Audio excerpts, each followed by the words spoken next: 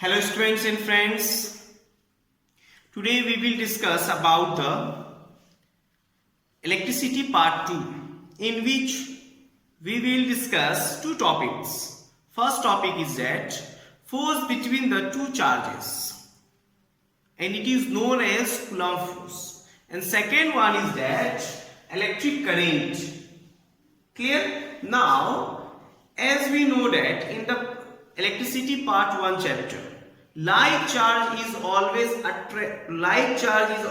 repel each other and unlike charge are always attract each other. एक दूसरे के पास आते हैं unlike charge. तो कितने force, by how much force two unlike charge are attract each other? By how much force two like charge are repel each other? Clear? So it is defined as the Coulomb force by the name of Charles Augustin de Coulomb. Okay? Now the Coulomb force, its statement is what? The force between two charges is directly proportional to the product of the charges and inversely proportional to the square of distance between them. It is define as, ये क्या define करते हैं कि दो charges के बीच product जो होंगे is force, दो अनलाइक चार्ज जो होंगे वो अट्रैक्ट जो कर रहे हैं एक दूसरे से. कितने फोर्स से कर रहे हैं? By how much force? It suppose Q1 and Q2 are two charges. If two charges are like, then they are repel each other. By how much force? And this is positive charge, this is negative charge, then two unlike charge are always attract each other. By how much force? Clear? So it is directly proportional to the square product of the charges and inversely proportional to the square of distance between them. तो हम लोग क्या बोल रहे हैं कि force जो है दोनों के बीच का वो डायरेक्टली प्रोपोर्शनल होंगे दोनों चार्ज के प्रोडक्ट के एंड इनवर्सली प्रोपोर्शनल होंगे square of distance between them. जैसे ये दोनों Q1 Q2 के बीच का डिस्टेंस r माने हैं हम लोग. जब ये Q1 और Q2 के बीच का डिस्टेंस r है, that is inversely proportional to the square of distance between them. And from first and second equations, so F is proportional to Q1 into Q2 by R square. If we will reduce proportionality symbol, अगर proportionality symbol को अगर हम हटाते हैं तो कोई constant मिलेगा K, F which is equal to K into Q1 into Q2 by R square. This is the formula to finding force between two charged particles, which is either like or unlike force charge. And the constant K we will discuss higher classes. So, but the value of constant, that is 9 into 10 to the power 9. Clear? So it is a force. Coulomb force is a force generally. So SI unit of force is Newton, and it is denoted by N, capital N. And the dimension of force is as very defined things, mLT minus 2. How we will know that force is equal to mass into acceleration? Clear? And acceleration is equal to velocity by time, and velocity is equal to distance by time. So dimension of velocity, that is what? Length, distance means length, L T minus 1. And that is dimension of A, which is equal to V for L and T minus 1. और T एक और ऊपर जाएंगे तो T minus dimension of force is, this is m, mass for m, capital M, and acceleration for lt minus 2. This is the dimension of force. जो बच्चे dimension find करना नहीं जान रहे हैं वो डिटेल में यहां थोड़ा पॉज करके आप देख सकते हैं, समझ सकते हैं. Clear? Now we will discuss about the next. This is all about the Coulomb force. We will discuss all about the Coulomb force. लेकिन बहुत बच्चे बोलते हैं कि सर क्वेश्चन तो था लेकिन थोड़ा सा घुमा दिया. तो कूलम्ब फोर्स में आपको क्या घुमा सकता है? कौन से ऐसे बातें हैं जो आपको जेएनवी में, जवाहर नवोदय में, सैनिक स्कूल में, ठीक है, नवोदय विद्यालय में आपको प्रॉब्लम करेगा, ठीक है, घुमा देगा, थोड़ा सा क्या करेगा, थोड़ा सा मूव कर देगा टॉपिक को और बोलेगा बताइए वो कैसा क्वेश्चन होगा. तो आप लोग इसको नोट डाउन कर लिए हैं, कोई प्रॉब्लम? तो कूलम्ब फोर्स हम लोग जान गए. उसके बाद में हम लोग इलेक्ट्रिक करंट आएंगे, पहले इसको डिस्कस करते हैं. ठीक है, चलिए, very good. Now coulomb force जैसे आपको हम लोग जानते हैं तो डायमेंशन अगर बोल देगा तो दो क्वेश्चंस इससे अराइज होते हैं. जो क्या होते हैं क्वेश्चंस बोले जाएंगे, ठीक है, डिस्कशन में कि what is if force which is equal to k into q1 into q2 divided by r square. Find SI unit of k. तो k का SI यूनिट क्या होगा? तो we will क्या करेंगे हम लोग? सब्स्टिट्यूट कर लेंगे k को सब्स्टिट्यूट करेंगे तो force into r square by q1 into q2. Clear? So force का क्या होते हैं ऐसा यूनिट? न्यूटन. और आर स्क्वायर का meter into meter, meter square, divided by charge का coulomb into coulomb, coulomb square. So newton meter square पर coulomb square. तो फोर्स का ऐसा यूनिट डिस्कशन में नहीं पूछे जाएंगे क्वेश्चंस में, थोड़ा ट्रिकी करके बोलेंगे what is the SI unit of के? कांस्टेंट. कांस्टेंट का ऐसा यूनिट क्या होगा? तो कांस्टेंट का ऐसा यूनिट हम लोग निकाल देंगे, कोई प्रॉब्लम? दूसरा टॉपिक इससे रिलेटेड हम लोग को क्या है कि बोले जाएंगे what is the dimension, dimension of के. तो के का डायमेंशन, तो के के डायमेंशन फाइंड करने के लिए हम लोग क्या करेंगे? अब डायमेंशन हम लोग अलग अलग निकाल लेते हैं. तो फोर्स का डायमेंशन क्या होगा? M L T minus 2. और आर का मतलब length, length into length L square divided by Q into Q. Q का क्या था डायमेंशन? कि डायमेंशन ऑफ क्यू हम लोग क्या जान रहे थे? A P. ठीक है, तो Q into Q that is a square T square. तो डायमेंशन ऑफ के क्या हो गए हम लोगों को? m है कहीं नहीं है, एक जगह है, तो m. l यहां है और l स्क्वायर यहां है, तो l3. ठीक है, रीडर्स l3 इस तरह से पढ़ते जो बच्चे नहीं जान रहे हैं, जान रहे. अब देखिए t कहां है? तो t माइनस 2 है, ऊपर जाएगा ये भी t स्क्वायर, तो t minus 2, t minus 2 into t minus 2 क्या होगा? t minus 2 into t minus 2, t minus 4. तो t माइनस 4. ठीक है, t माइनस 4. कोई प्रॉब्लम नहीं. अब देखिए a ऊपर जाएंगे, a minus 2. This is the dimension of k. This is all about the Coulomb force. कोई प्रॉब्लम नहीं. इस हम लोग नेक्स्ट क्लास में 3 टॉपिक को लेके न्यूमेरिकल बनाएंगे. पहला क्या है? चार्ज, दूसरा कूलम्ब फोर्स, तीसरा electric current. Now we will discuss electric current. This is very simple topic and we have idea of electric current in the previous classes. हम लोग क्लास 8 में भी पढ़े इलेक्ट्रिक करंट, क्लास 6 में भी पढ़े इलेक्ट्रिक करंट, और क्लास 10 में भी पढ़ रहे हैं, और क्लास 12 में भी पढ़ेंगे इलेक्ट्रिक करंट. ठीक है, तो electric current is defined as the rate of flowing of charge is known as electric current.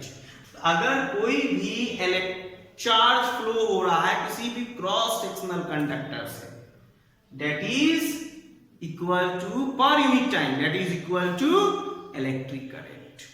कोई प्रॉब्लम नहीं। हम लोग यहां दो डायग्राम बनाए, एक क्या है क्रॉस सेक्शनल है, ये क्रॉस सेक्शनल कंडक्टर है, क्रॉस सेक्शन कंडक्टर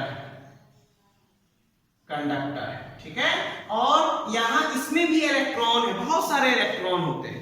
कोई भी क्रॉस सेक्शनल कंडक्टर है उसमें बहुत सारा इलेक्ट्रॉन होते हैं। जैसे ये भी क्रॉस सेक्शनल कंडक्टर है, मतलब इसका जो एज जो हो वो सर्कुलर फेस में हो और length, this is length and this is edge जो हो सर्कुलर फेस में हो। तो कोई भी कंडक्टर ये सर्कुलर फेस है, इसीलिए इसको बोलते हैं क्रॉस सेक्शन कंडक्टर, ठीक है। अब इसमें जो इलेक्ट्रॉन है वो अभी किस पोजीशन में है, ये अभी ड्रिफ्ट वेलोसिटी में है, ड्रिफ्ट वेलोसिटी में, इसको बोलते हैं ड्रिफ्ट वेलोसिटी। मतलब इलेक्ट्रॉन कोई इधर जा रहा है उधर जा रहा है, अपने मन के मर्जी के हिसाब से इलेक्ट्रॉन मूव कर रहा है। इलेक्ट्रॉन का कोई पार्टिकुलर डायरेक्शन नहीं है जब तक कोई कंडक्टर को किसी सर्किट में ना जोड़े।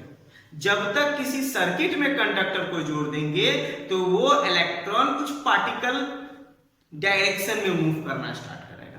तो आइए इस कंडक्टर को हम क्या लेते हैं, एक वायर लेते हैं, वायर से एक बैटरी लेते हैं और एक स्विच लेते हैं, this is switch, this is switch, ठीक है, दिस इज बैटरी। स्विच लेते हैं और इस स्विच को ओपन कर देते हैं कंडक्टर से जुड़ने के। अब यहां इसका इलेक्ट्रॉन का प्रॉपर्टी कैसा दिख रहा है, इसमें इलेक्ट्रॉन का प्रॉपर्टी क्या होता है, इलेक्ट्रॉन मूव करना स्टार्ट कर, negative terminal to positive, negative terminal to positive. जब तक पोटेंशियल डिफरेंस जीरो ना हो जाए तब तक ये बैटरी काम करेगा, इलेक्ट्रॉन मूव करेगा और एनर्जी प्रोड्यूस करेगा, ठीक है। तो ये इलेक्ट्रॉन कैसे मूव करने लगेगा, negative terminal to positive terminal. Remember, याद रखिए हमेशा, रिमेंबर करके रखिए हमेशा, ठीक है। रिमेंबर करके रखिए कि जब भी कोई क्रॉस सेक्शनल कंडक्टर को किसी सर्किट में जोड़ देंगे तो वो इलेक्ट्रॉन जो है, जो ड्रिफ्ट वेलोसिटी में इधर उधर जा रहे थे इलेक्ट्रॉन उस कंडक्टर में, वो उसका कोई पार्टिकुलर डायरेक्शन हो जाएगा और वो पार्टिकुलर डायरेक्शन क्या होगा, negative terminal to positive terminal. आइए अब इसका करंट का डायरेक्शन, सर्किट में करंट प्रोड्यूस हुआ, करंट प्रोड्यूस हुआ मतलब इस कंडक्टर से इलेक्ट्रॉन कहां जा रहा है, इस तरफ, नेगेटिव टर्मिनल से पॉजिटिव। तो अब क्या किया कि इसमें करंट प्रोड्यूस हुआ, तो करंट प्रोड्यूस हुआ तो करंट का डायरेक्शन क्या होगा, opposite to the direction of electron, that is positive terminal to negative. अब इसके पीछे एक थोड़ा सा थ्योरी है। थ्योरी क्या है कि electron per unit time flow करे तो इलेक्ट्रिक करंट बोलते हैं, proton per unit time flow करे तो उसको क्या बोलेंगे, कन्वेंशनली करंट। एंशिएंट टाइम में लोग ये नहीं जानते थे कि इलेक्ट्रॉन क्या होता है, तो इसीलिए जैसे हम लोग फर्स्ट पार्ट में डिस्कस किए, इलेक्ट्रॉन के बारे में कोई नहीं जानता था, चार्ज जानते थे, जो चार्ल्स डी अगस्टीन ने इलेक्ट्रॉन प्रोटॉन को समझाया। तो उससे पहले जो करंट था उसको लोग, जो साइंटिस्ट थे, वो क्या बोलते थे कि प्रोटॉन मूवमेंट होता है पर यूनिट टाइम तो करंट प्रोड्यूस होता है, जो ऐसा था नहीं। ये कौन बताए, तो हमारे साइंटिस्ट बताए, एंड्रे मारिया एम्पियर, ठीक है, एंड्रे मारिया एम्पियर ने इस चीज को बताया। उन्होंने क्या बोले कि इलेक्ट्रॉन भी वर्क कर रहा है लेकिन प्रोटॉन भी वर्क कर रहा है, इसीलिए एंड्रे मारिया एम्पियर क्या बोले कि ठीक है, तो जो डायरेक्शन क्या होगा, प्रोटॉन का होगा, उसी को क्या बोले, direction of electric current. Question हम लोग को कभी कभी आते हैं कि direction of proton is direction of dash, तो डायरेक्शन ऑफ इलेक्ट्रिक करंट। तो डायरेक्शन ऑफ प्रोटॉन जो होंगे किसी क्रॉस सेक्शनल सर्किट में, वो किस डायरेक्शन को फॉलो कर रहे हैं, तो प्रोटॉन के डायरेक्शन को फॉलो कर रहे हैं। और इलेक्ट्रॉन का direction that is opposite to the direction of proton. Electron का डायरेक्शन बहुत अच्छे से आप रिमेंबर कर सकते हैं कि इलेक्ट्रॉन नेगेटिव है तो negative terminal to positive terminal, proton electric current positive है इसीलिए positive terminal to negative terminal में मूव करना स्टार्ट कर जाएगा। ठीक है, तो this is all about the mechanism of the charge. इसी को बोलते हैं मैकेनिज्म। मैकेनिज्म मतलब क्या, सिस्टमेटिक इसका प्रोसेस क्या है। अब हम लोग आते हैं इलेक्ट्रिक करंट। तो मैथमेटिकली इलेक्ट्रिक करंट क्या होता है, electric charge by time. Electric current को कैपिटल आई से रिप्रेजेंट करते हैं, इलेक्ट्रिक चार्ज को Q और टाइम को T। तो और हम लोग अगर न्यूमेरिकल सॉल्व करना है इस पे हम लोग को न्यूमेरिकल सॉल्व करना है तो ध्यान क्या देंगे हम लोग कि अगर चार्ज का अमाउंट दिया हुआ है, बोले कि 5 कूलम चार्ज 3 सेकेंड में मूव हो जा रहा है तो what is the value of electric current, तो फाइंड कर लेंगे Q बाई T। अगर बोलेगा 10 to the power 20 electron flow कर रहा है किसी कंडक्टर से 5 सेकेंड में तो चार्ज कितना है, करंट कितना है। तो हम लोग जानते हैं फर्स्ट पार्ट में कि चार्ज का वैल्यू क्या होता है n इंटू मॉडुलस E, और E क्या है 1.6 इंटू 10 टू पावर -19 कूलम, और टाइम से मल्टीप्लाई डिवाइड दे देंगे तो भी हम लोग को करंट मिल जाएगा। अब आते हैं ऐसा यूनिट ऑफ करंट। तो बहुत सिंपल, एंड्रे मारिया एम्पियर इसको क्लासिफाई किए थे, उनके ऑनर के कारण हम लोग एम्पियर ड्राइव किए, इसलिए इसका ऐसा यूनिट करंट का हम लोग एम्पियर बोले। यहाँ ध्यान दीजिएगा ये एम्पियर में लिखने का तरीका ऐसे नहीं लिख सकते हैं आप, ये ऐसे लिख रहे हैं तो ये क्या है गलत, आपको इस तरह से लिखना होगा AMPERE एम्पियर, ये सही तरीका है। ठीक है, अब हम लोग आते हैं by the honour of French scientist Andre Maria Ampere. अब 1 एम्पियर इक्वल टू, तो 1 ampere equal to charge by time 1 coulomb पर 1 सेकेंड, कूलम पर सेकेंड। अगर जनरल यूनिट ऑफ, अगर बोला जाए यूनिट ऑफ इलेक्ट्रिक करंट तो कूलम पर सेकेंड हो सकता है, लेकिन जब भी बोला जाए ऐसा यूनिट ऑफ इलेक्ट्रिक करंट तो एम्पियर। ठीक है, अब हम लोग आते हैं डायमेंशन ऑफ इलेक्ट्रिक करंट। तो करंट का डायमेंशन क्या होगा इलेक्ट्रिक करंट का, तो चार्ज का 80 और बाय डिवाइडेड बाय T, तो T उधर ऊपर चला जाएगा तो माइनस T इंटू T क्या हो जाएंगे इलेक्ट्रिक करंट। सॉरी यहाँ पे गलती है, आप लोग क्या कर सकते हैं, यहाँ इलेक्ट्रिक करंट का हम लोग क्या कर सकते हैं, ये चार्ज का AT और टाइम का T, इसीलिए हम लोग क्या बोल देंगे यहाँ करंट का E, T से T कैंसिल, प्रॉब्लम T से T cancel. This is all about the electric current.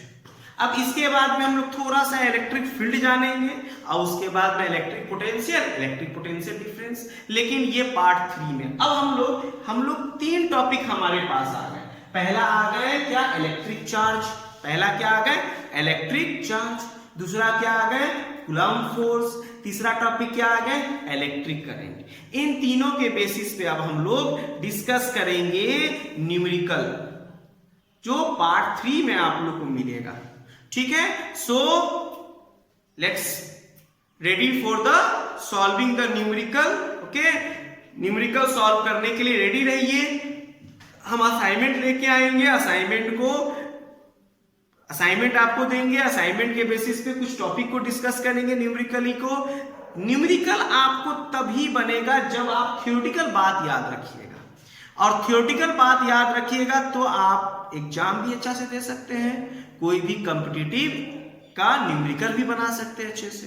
So remember all the definitions, all the topics, all the formula, value of formula numerically, ठीक है, सारे बात को आप याद करके रखिए। अच्छा चलिए एक और टॉपिक हम लोग का छूट रहा है। What is the quantity of electric current is a vector quantity or scalar quantity? So electric current जो होते हैं that is scalar quantity,